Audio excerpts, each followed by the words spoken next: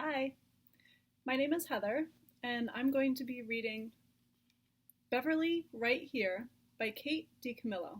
This book was written in 2019.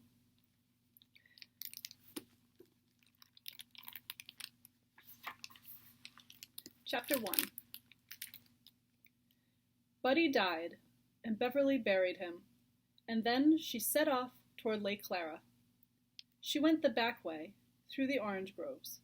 When she cut out onto Palmetto Lane, she saw her cousin, Joe Travis Joy, standing out in front of his mother's house.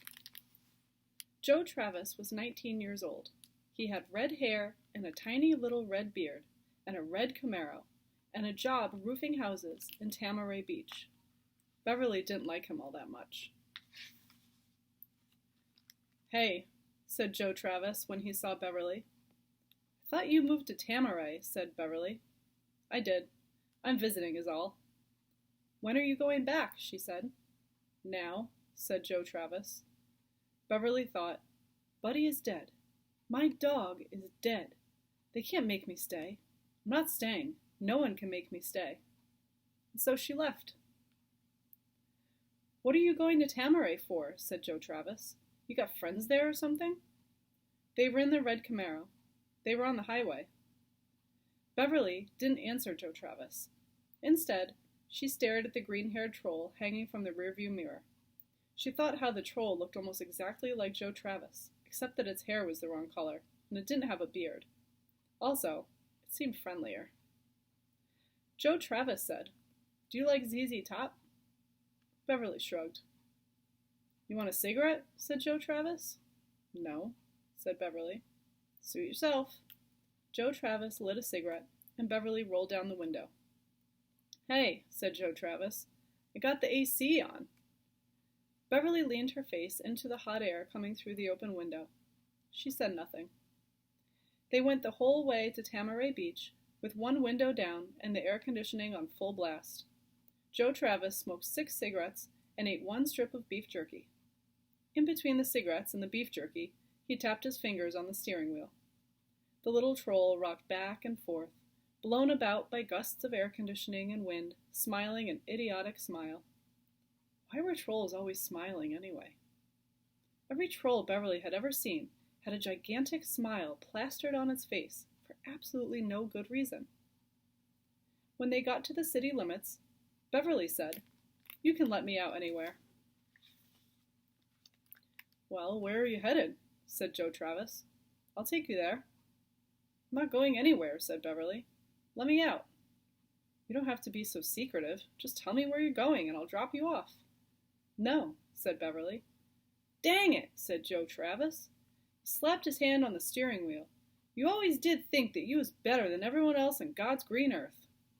"No, I didn't," said Beverly. "Same as your mother," said Joe Travis. "Ha," said Beverly. "You ain't," said Joe Travis. "Neither one of you is any better. You ain't better at all. I don't care how many beauty contests your mama won back in the day." He stomped on the brakes. He pulled over to the side of the road. "Get out," said Joe Travis. "Thanks for the ride," said Beverly.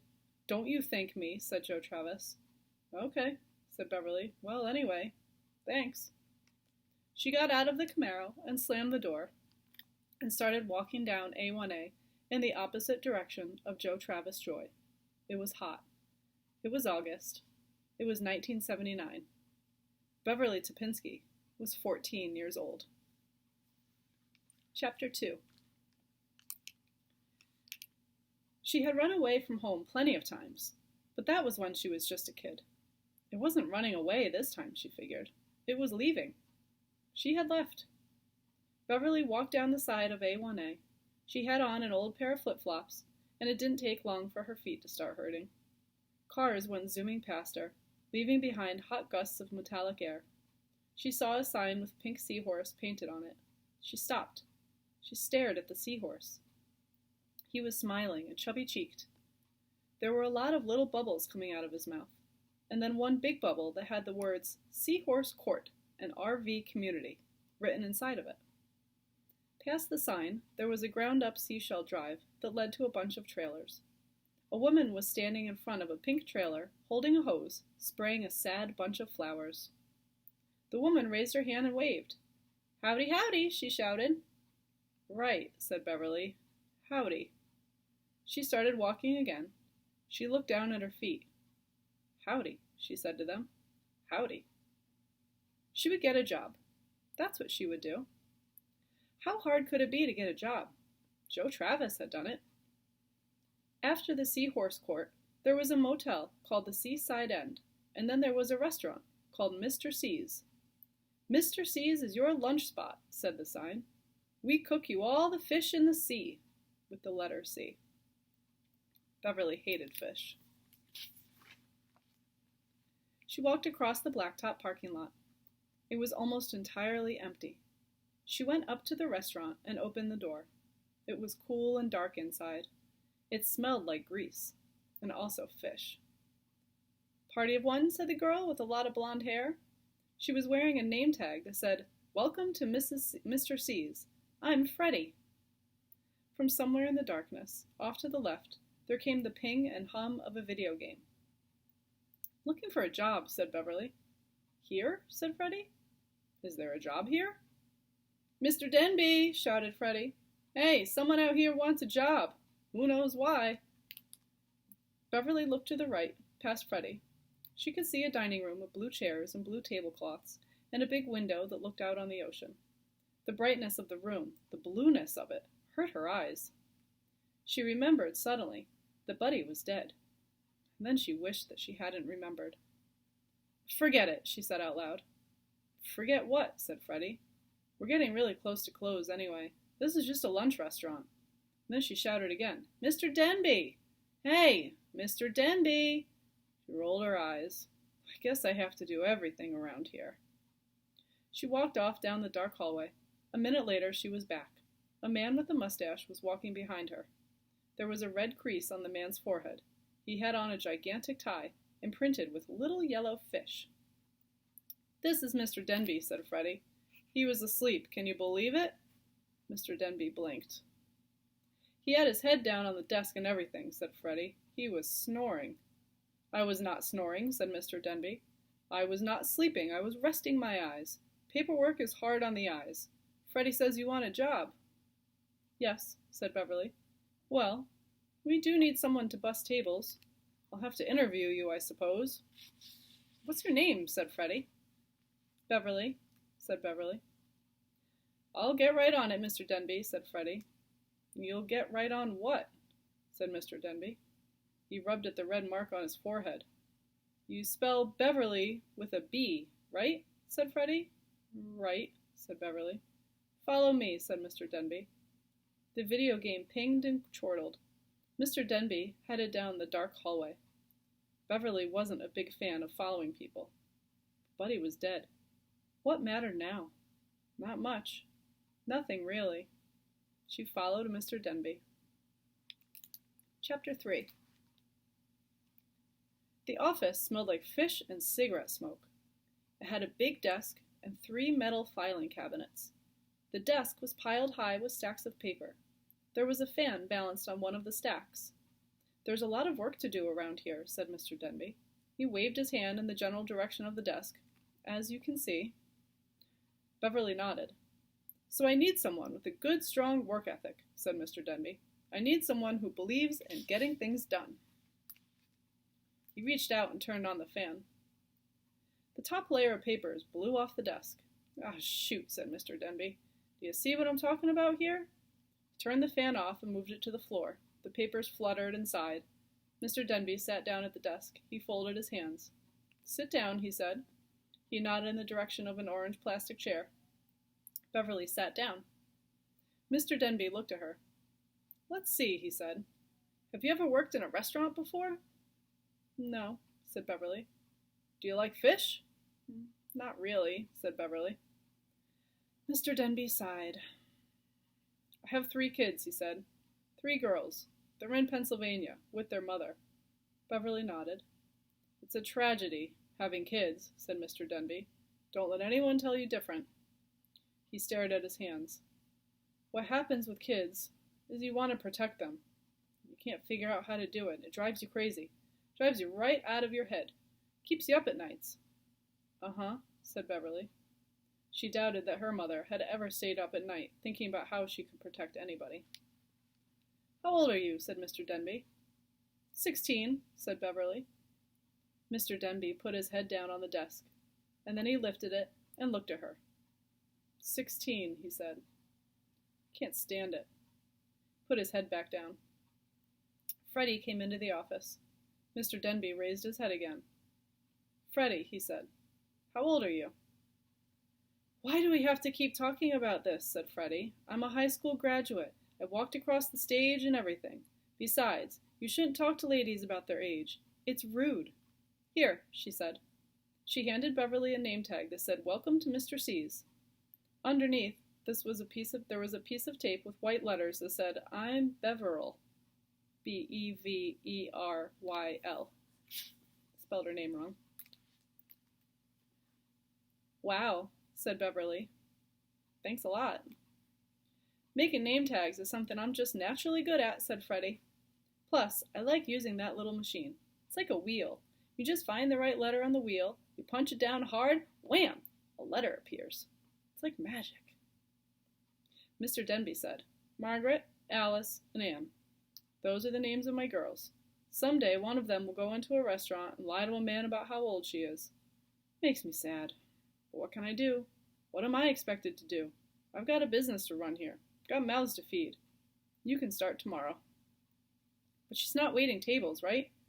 No, Freddie, said Mr. Denby. She's not waiting tables. She'll bus tables. Have you ever bussed tables, Beverly Ann? No, said Beverly. And my name is just Beverly. Just Beverly. Right, said Mr. Denby. Anyone can bus tables, said Freddie. Anyone can learn how to do that. It's not like a skill or anything. Great, said Beverly. It's not fun here, said Freddie. You have to have a dream and work to keep it alive, because it's not fun at all doing this job. No one said it'd be fun, said Mr. Denby. It's a fish restaurant, not an amusement park. Okay, well, said Freddie. I'm only warning her. Goodbye, Freddie, said Mr. Denby. I'm telling you, you have to have a dream, said Freddie. She opened her eyes very wide. Goodbye, Freddie, said Mr. Denby again. He stood up. Beverly stood up too.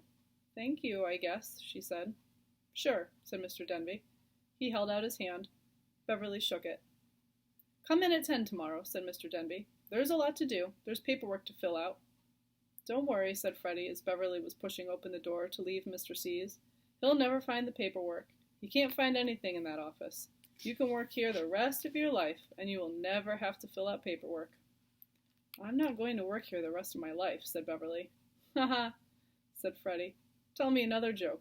Better yet, tell that joke to Charles and Doris in the kitchen. This is the end of the road, unless you have a dream. Beverly opened the door. Outside, the sun was so bright, it almost knocked her off her feet. Chapter 4. So she had a job. It didn't make her feel that much better. She walked down A1A. She tried not to look behind her, because the thing about Buddy was that he had always been behind her. Now he wasn't. Up ahead, past Mr. C's, there was a phone booth. Beverly looked at it, glittering and flashing in the sun. She had the idiotic thought that what she should do was call Buddy. Buddy, who was a dog, who had been a dog. Buddy, who was dead. She went up to the phone booth and pushed on the door and went inside. It felt like stepping into a tall, narrow oven. Beverly pulled the door shut. Her mother answered on the first ring. She didn't sound too drunk. It's me, said Beverly. Where are you? Said her mother. Doesn't matter, said Beverly. She heard the snick of a lighter. She heard her mother inhale. I just wanted to let you know I'm okay, said Beverly. You're okay? That's what you called to tell me? That you're okay? Yeah. Whoop-de-doo, said her mother. You're okay. Beverly leaned her head against the glass of the phone booth. I got a job, she said. Anyone can get a job, said her mother. I've had a job my whole life. You can see how much good it's done me. Where are you? Beverly said nothing. Fine, said her mother. Don't tell me. I just wanted to let you know that I'm okay, said Beverly. She hung up the phone. She closed her eyes. She kept her head against the oven door warmth of the glass. She could hear the cars going down A1A, and underneath that there was the sound of the ocean. Bright, hopeful, relentless. Sweat was running down her face. She kept her eyes closed for what seemed like a long time. When she opened them and lifted her head, she saw words glinting in the glass above her. She read the words out loud. In a crooked little house by a crooked little sea. It was like the beginning of a story.